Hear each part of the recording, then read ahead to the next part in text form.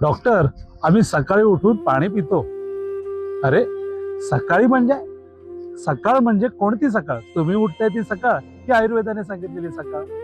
आयुर्वेद तर म्हणतो ब्रह्ममुहूर्त उत्तिष्ठते, पण तुमचा ब्रह्ममुहूर्त किती वाजता होतो? अनेक जण आज कामाच्या निमित्ताने उशिरा झोपणं, उशिरा उठणं ही दिनचर्या आचरणात आणतात. पण एक मला सांगा, शास्त्राने जर का सकाळचा नियम सांगितलाय तर त्याच्या आधी येणारी रात्र किंवा संध्याकाळ ह्याचा काहीच उल्लेख नसेल का? आयुर्वेदामध्येच सांगितलेलं आहे की सूर्यास्ताच्या वेळेला आपलं रात्रीचं भोजन हे संपलं पाहिजे आणि त्यानंतर आपण झोपी गेला पाहिजे. आणि पूर्ण झोप झाल्यानंतर ज्या वेळेला तुम्ही ब्रह्ममुहूर्ताला उठाल त्यावेळेला काही गोष्टी तपासायच्या आहेत की आधीच रात्री जेवलेलं आपलं जे अन्न आहे ते पचलं आहे का, आपल्या शरीरामध्ये ताजेतवानापणा वाटतो आहे की उठल्यानंतर आळस वाटतो आहे, अजून झोपावं असं वाटतंय.